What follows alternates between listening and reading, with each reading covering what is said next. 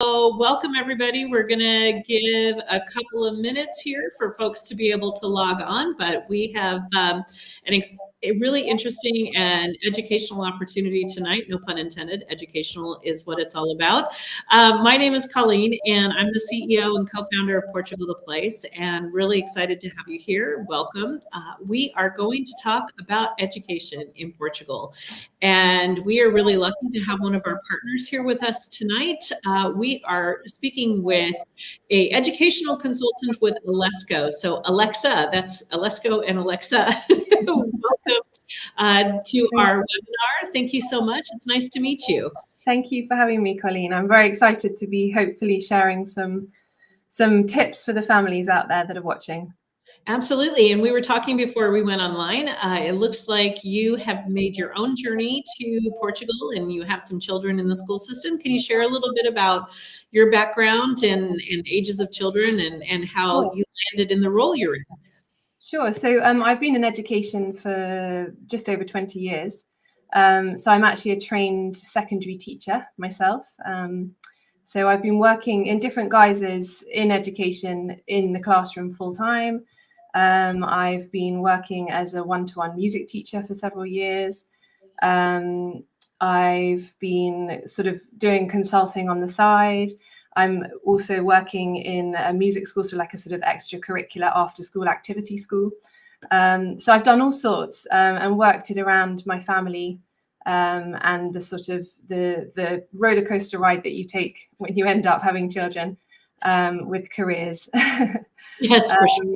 Yeah, absolutely.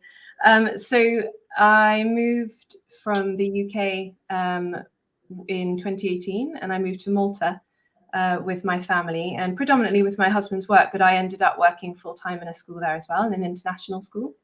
So that gave me a very sort of thorough understanding of the international system and the curriculums on offer.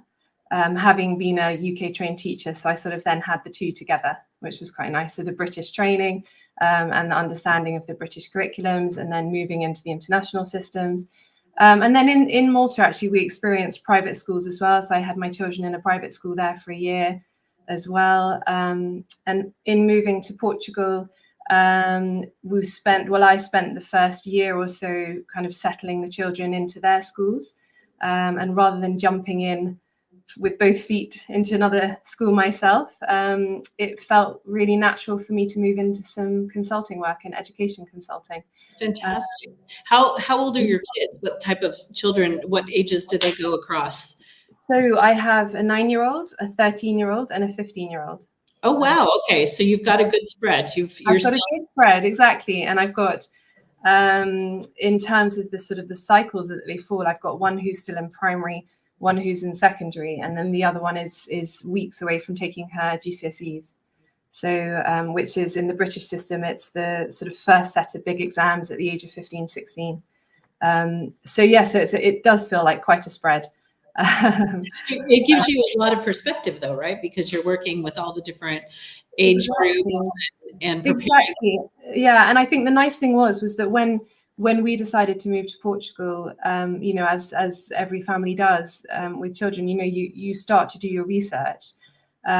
So with my education background, you know, I was able to sort of, you know, navigate that system possibly a little bit easier in terms of the research than maybe another family would. But I sort of gained all this information about all the different systems, and I was able to understand, you know, things that again sort of gave me an extra knowledge base, I guess, on what I had already. So a bit of an advantage for sure. So yeah. You know, it's interesting when you're saying that. One of the questions before we jump into like the comparisons of schools and everything, just to one of the curiosities I have is I relocated here with a kind of the whole family unit as well, but I did it with older family. My daughter was already 19, so we were more in a college space, and I moved with my father, who was 81 at the time. And so I was like, I'm the sandwich generation, you know, that kind of in the middle. But, you know, we still had a lot to consider when it came to our daughter and everything. When you have small children and you move to Malta and then you move to Portugal, what does it take inside to make the leap? You know, to say it's so much to do. I'm going to take them out of what they're accustomed to, and now we're going to go on this grand adventure. Yeah. What does that feel like? Well, that's a good question. I mean, kind of scary is the first thing, for sure. But I mean, I think, well, I actually have a husband that his parents grew up, well, they worked for United Nations, so he grew up around the world. Okay. So actually, as we now live in Portugal, this is his 9th country he's lived in. And he's told me it's the last, so there's no more moving. But you know, having seen the success story from his side, with having been moved around quite a bit, and had gained experience of living in different countries, I could really see the massive benefits. So when we started talking about it as a family, it definitely was, well, between my husband and I, it was quite scary. But then, you know, I think it wasn't long before we really sort of reaffirmed with each other that actually children love change and meeting new people. Change can also be scary, but they do really actually enjoy these new adventures. And it's often actually the parents, as we're adults and we've got that life experience, we're the ones that can think, oh, this is actually a little bit scary. But the children don't often, they don't often feel the same way. I mean, obviously there will be times where it is harder than others, but generally speaking, I think, you know, children really do relish that opportunity to have an adventure, a new learning experience, you know, taking them to a country. Just the basic fact of learning a new language in itself, I mean, opens up huge amounts of neurons and activity in the brain.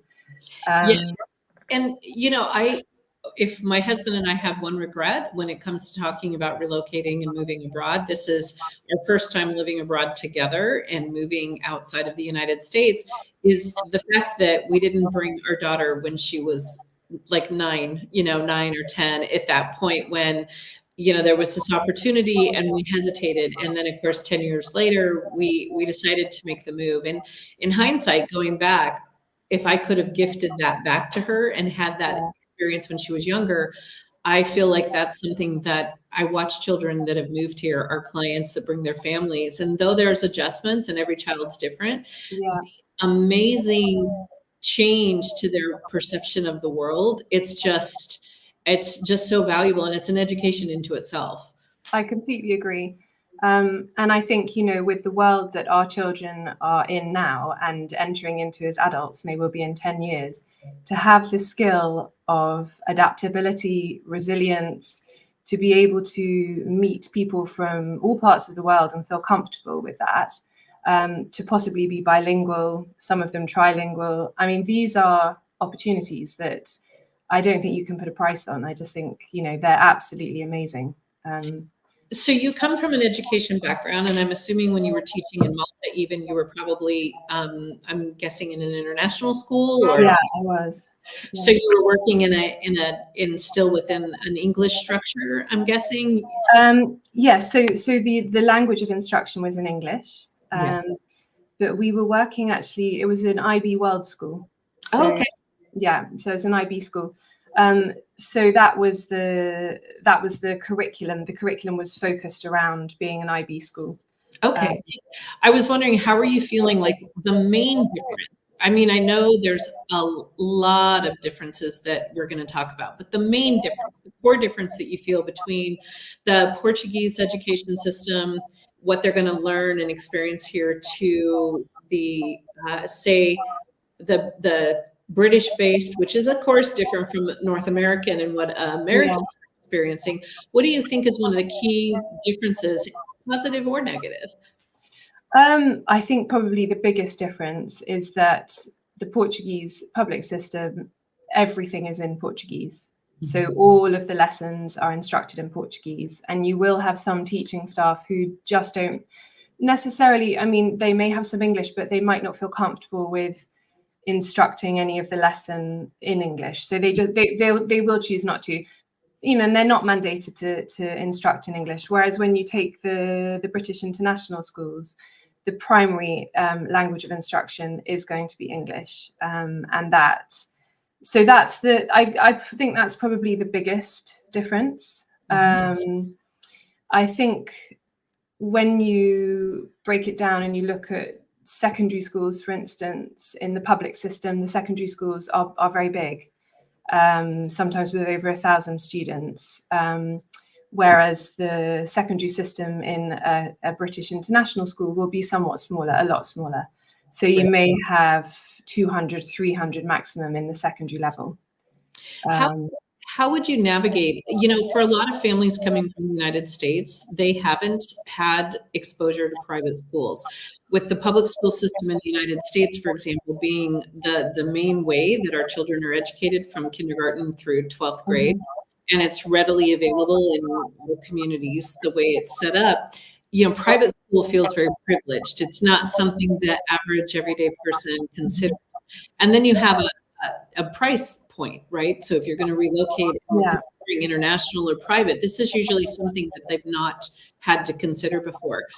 If you're on a budget and you're looking at some of these schools, do you have an option to consider public school, or should you only feel free or feel comfortable considering a private system or an international school?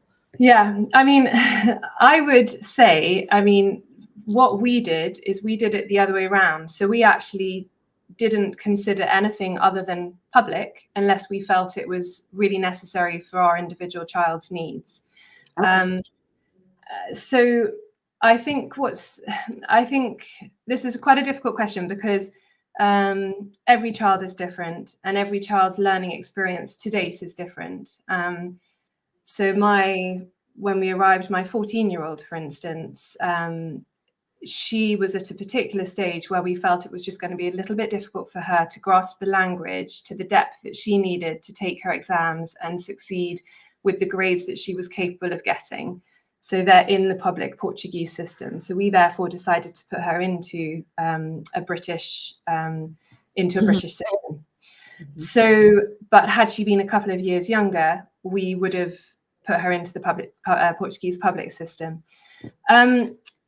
I think it's a good idea for families to investigate the public systems and work out, a list of pros and cons as to why they feel they might want versus why they feel they might not want it.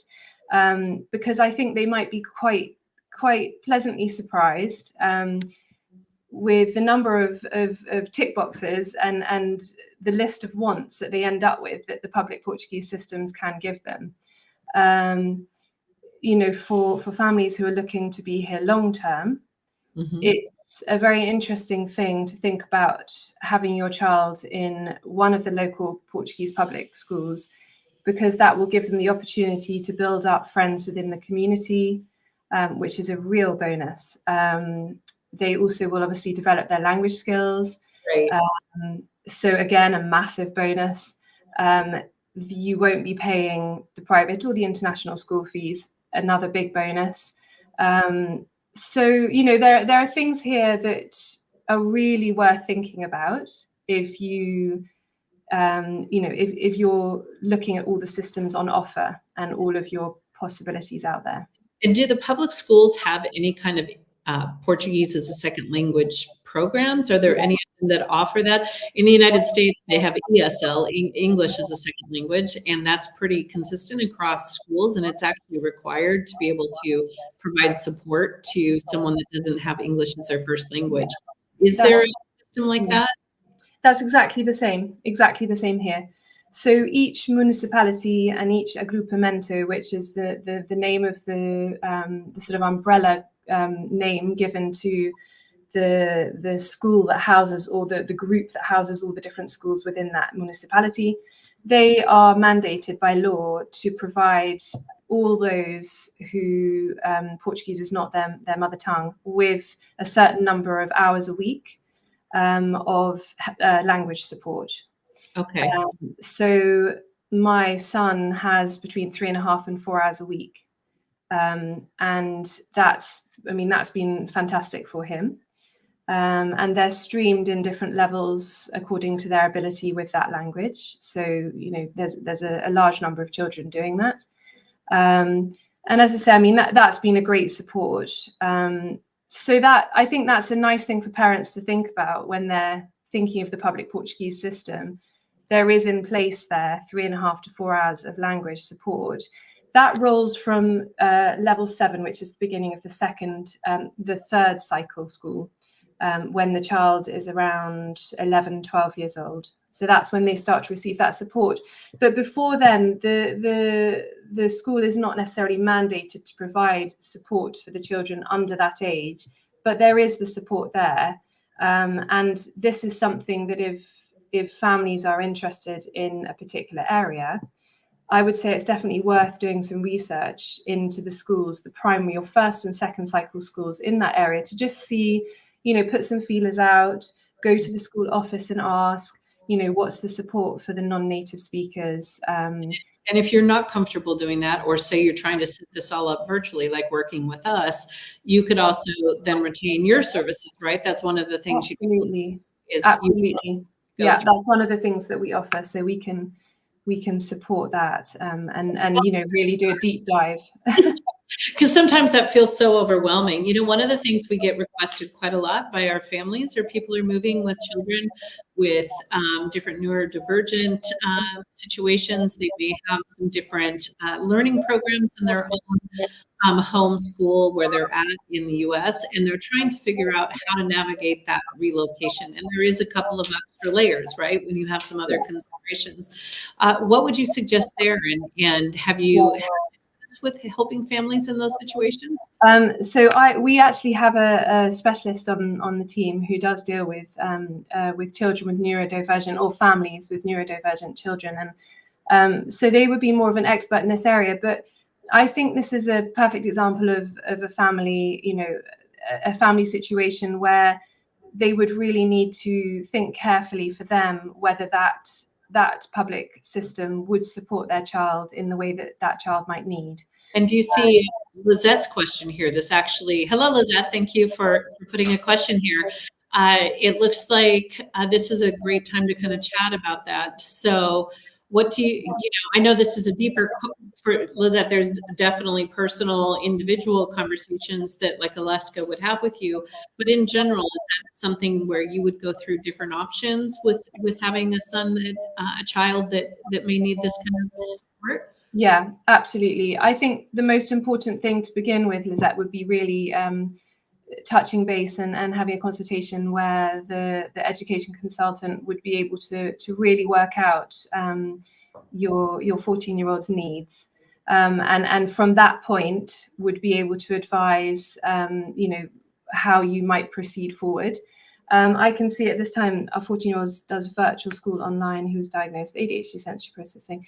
Okay, so yeah, I mean, there are children who are following online schooling programs here. There is a homeschooling communities, and so on. But I think if you if you feel you would prefer your 14-year-old to be in a physical school if you moved here, then I would definitely suggest with your particular case, I think it would probably be worth having a consultation, and then you could get some help with this.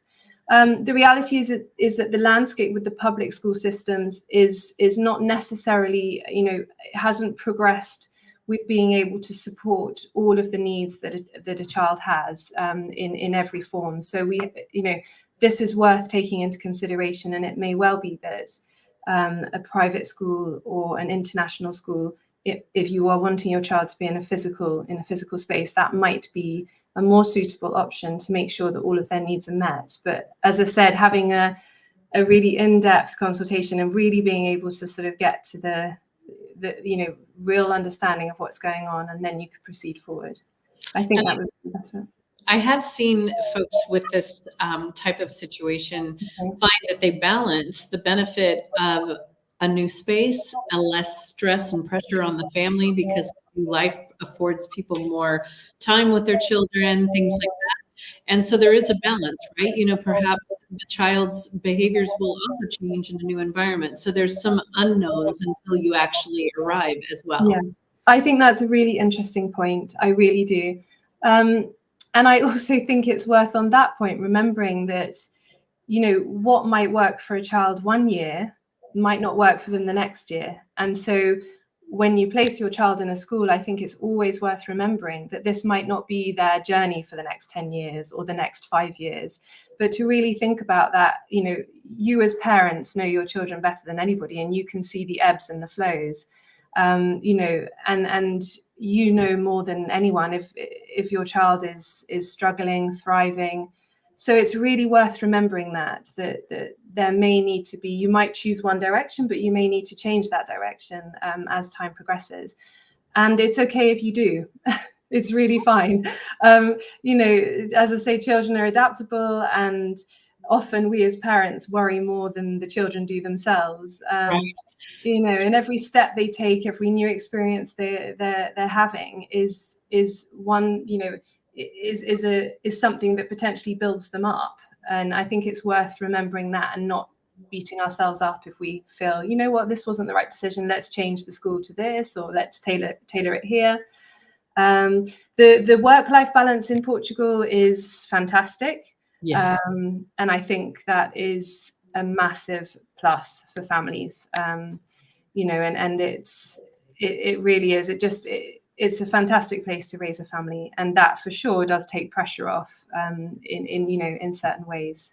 It changes the household dynamic. Yeah. I think that's another thing that when I was, my husband and I were considering the move, we had so much going on with our corporate jobs and the pressures of performance and always being on point for that corporate job and having to really make a lot of sacrifices with time with your family. And then coming here in Portugal and realizing that you don't, you work to live, you don't live to work, and that there's an expectation that you are going to take your lunch away from your desk and go take a walk and go out, and you have time with your family.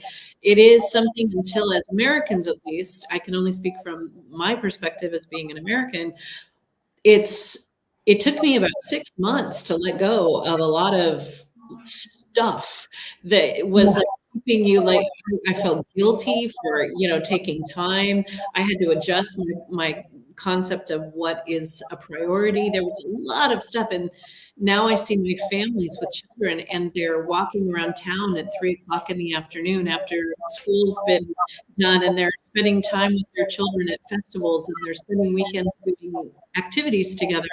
And I don't think we can discount how valuable that is for a child's education as well. Yeah. With people and their family.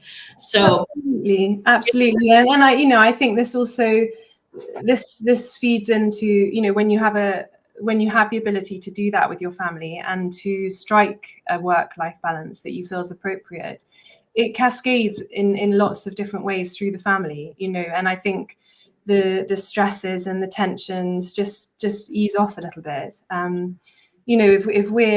If we're 10 minutes late to arrive at my daughter's primary school, it doesn't matter, here. It really doesn't matter. There's somebody at the gate, and if the gate's closed, we ring the bell and they'll say bon dia, and in they come, let her in with a big smile. It's no problem. And when you see that, when you're met with that on a daily basis, it relaxes you, and it makes you just really sort of reassess and think, okay, what's really important here? I had a question, Alexa. One of the things, and of course, anyone that's watching, if you have a question, just pop it up there and we'll answer it. So feel free. This is a conversation we're hoping that gets you some things, food for thought, so to speak.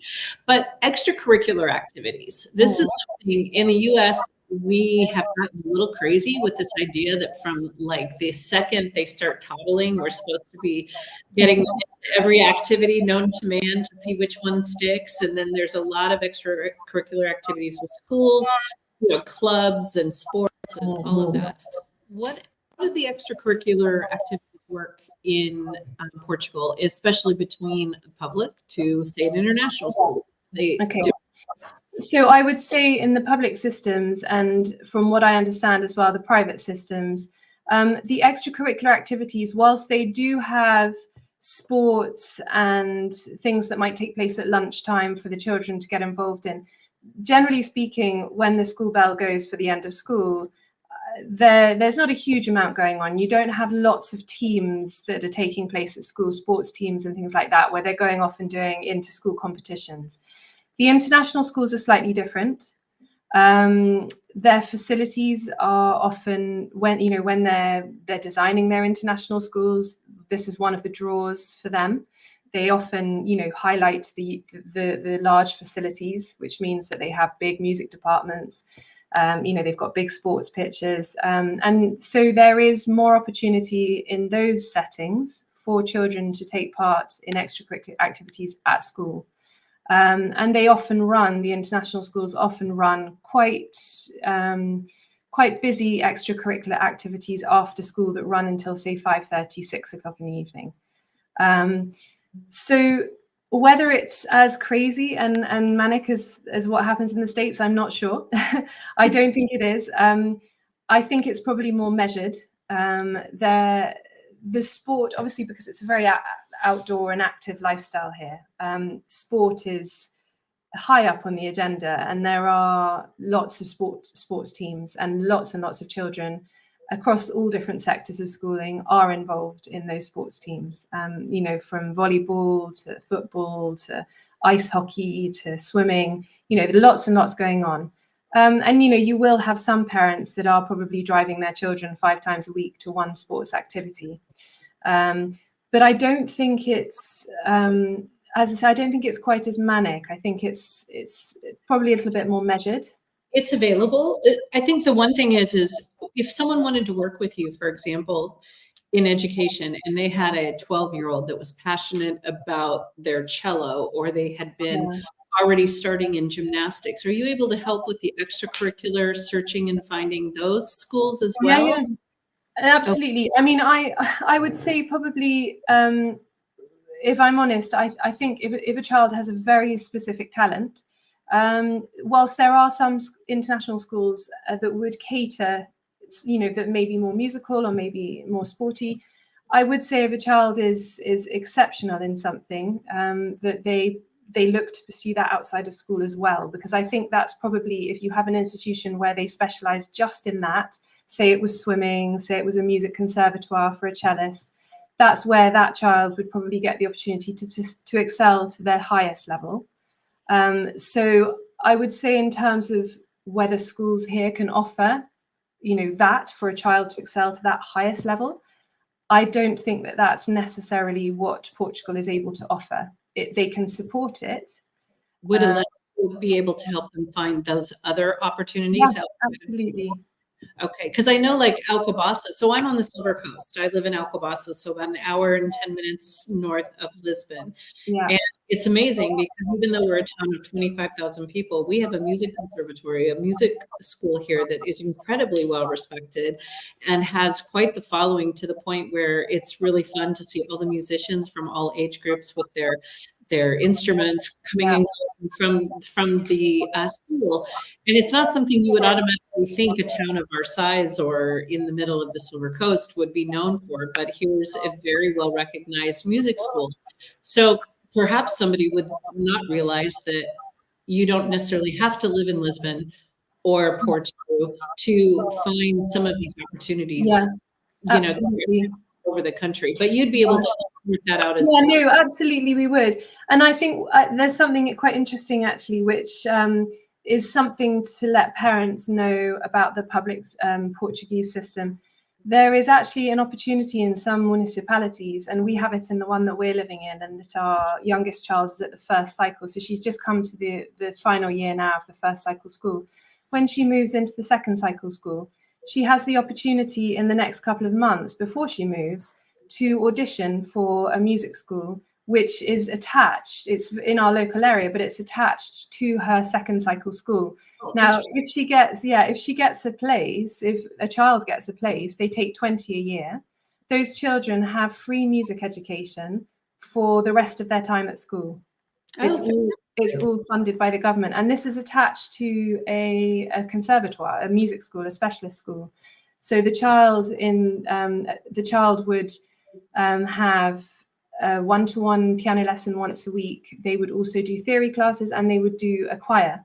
So they would come out of their school lessons twice a week, I think it is, around 1:30 or 2 o'clock. And with the other 20 children in their year, they would go down to the music school and they would spend, like an after school activity, they would spend 2 afternoons a week there or thereabouts. And the whole thing is funded by the Portuguese government. So that's an amazing thing to, you find these things out. So but I think that's quite, unusual for that to be offered. I mean, I don't think that's offered in the States. Yes, it's interesting. Lizette's saying that they're considering Cascais, and that's a great area for lots of choices because of the international community. That's definitely one of those places that gives you a plethora of options and different schools and things like that. Of course, you do the budget for that because you definitely, it's a very sought after area. And when our clients are scouting, when someone hires up to us to help them relocate, it's not just about the physical part, right? And it's probably the same with you. It's not just about the school. It's what are your long-term goals? What is your life like? What is your family dynamic? What do you want to accomplish? And one of the things I find myself saying over and over again is relocating, and you've done this, we've done this. So it's very, very much, in my opinion, you have to look at relocating about supporting the marriage, not just focusing on the wedding. Yeah. Because a lot of people get really tangled about the move, right? Like, where am I going to move? What am I going to live in? But then you got to plan for like the whole thing. Yeah. And so when we're supporting people, a lot of my questions are, what do you want your life to look like a year after all the excitement's over and you figured out how to order a pizza and you've done that stuff? With schooling, you have some of that, to your point earlier, you might have to make a change again after your first choice. Yeah. But I think, this is what you said about when you speak to the families about, what does the marriage look like and not just the wedding. I think this is a really important thing to think about with the schools as well. Yeah, and yes, you may decide to change your path if you feel it's not quite right for your child or they're not thriving in the way that you want. But I think if you look down the line, 5 years, 10 years, what is it that you would like your child to achieve? Is there a specific set of qualifications that you're wanting your child to have?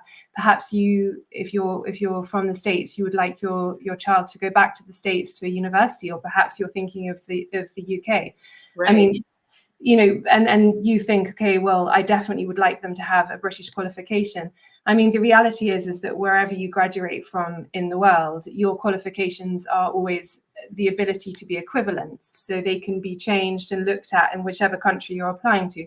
But obviously the English language is something, if you did choose the Portuguese public school system and your child was young and they didn't necessarily have the English language accomplished or to the level that you wanted before they started, then you might need to think, okay, well, possibly at the age of 11, 12, I might need to start them doing some English classes so that they can get themselves to a particular level that they can take a curriculum English, Cambridge English exam at 14, 15. They then have that piece of paper that if they leave the Portuguese schooling system, they also have that piece of paper that says, I've also passed this English test. So also, to your point, and from an American perspective, if you start them in the very youngest ages in the Portuguese system, they're learning Portuguese history, they're learning Portuguese language. If they did want to go back to the United States, there's those other classes as well, the English-based, literature, the English-based history, the different perspectives. So there's ways to get tutors as well if you were going to parallel. Absolutely. And I think this is it. It's about trying to keep there are lots of mindsets that you need when you're relocating. But I think from an education point of view, it's try not to let the fear overtake you. Your children they will be fine with whatever choice you make for them. It will be, yes, a challenge, whether that's the Portuguese public, private or international, there will be challenges. But it's to remember that you don't need to let the fear take over, but also to keep that open mind as you travel along that educational journey, and to know that, we may need to make tweaks here and there, because there isn't one schooling system or one school that is absolutely perfect for every single child. It just does not exist. And so we have to keep our eyes open and be aware of that. That's really, really important, I think. And when you do that, it just sort of takes the pressure off, because it allows you to think, okay, fine, we've got room for maneuver here. Perhaps they need a little bit more of this. Perhaps they need a little bit more of that. So yeah. And as adults, we also have we continue to learn, hopefully, right, our whole entire life.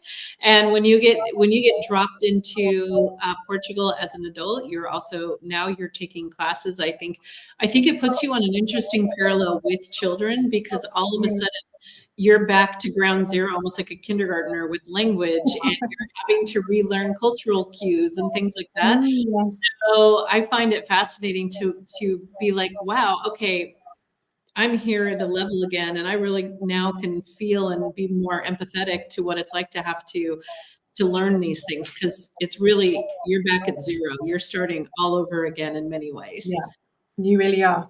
Yeah. It's real. It's real. It's quite a thing. Now, we're just getting ready to wrap up. You've been amazing, Alexa. Thank you so much. These conversations are fascinating. And those of us that are here, I think for me, one of the things I love about doing these conversations is the reassurance that it'll be okay. There's a way. Yeah.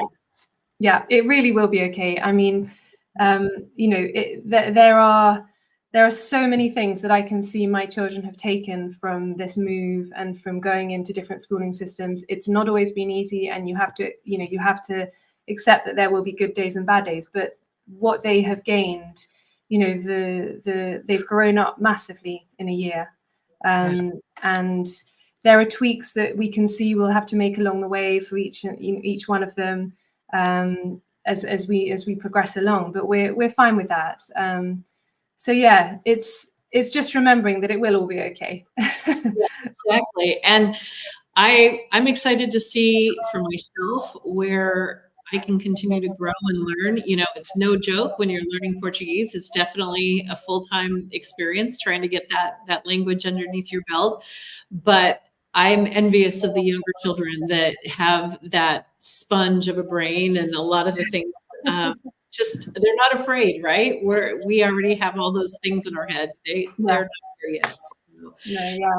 So I think last call for questions. Is there any other questions? Anyone out there that has any? If we don't have any more questions, Alexa can basically, if someone wants to work with you or book an appointment to learn about how to find schools in Portugal, they can go to alesco.com, correct? Yep. And schedule a consultation. Are consultations complimentary, or is there a fee for an original consultation?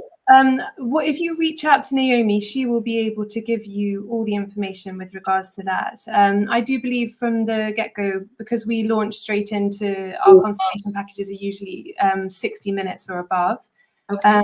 But she will be able to advise on that. It may well be that she does offer a sort of initial session where she can just get to know you, but I'm not quite sure about that. But she has all the information for you. No problem. So you can go to alesco.pt to be able to start that process. And if you want more information about relocating to Portugal, if you need any support from your original location scouting, just trying to figure out what part of the country feels comfortable to you, or rental packages, relocation, purchase, whatever you're looking for, Portugal the Place also does a complimentary initial call to get to know you and see what works for you and your family. So we're partners. We're thrilled to be working with you all. And thank you, Alexa. Thank you for taking the time this evening. It's been really great to meet properly. Thank you. All right. Thanks so much. And we will see you all again. And this will be recorded. So if you want to share it or find it for a later time, it will be available. Thank you so much. Ciao now. Bye.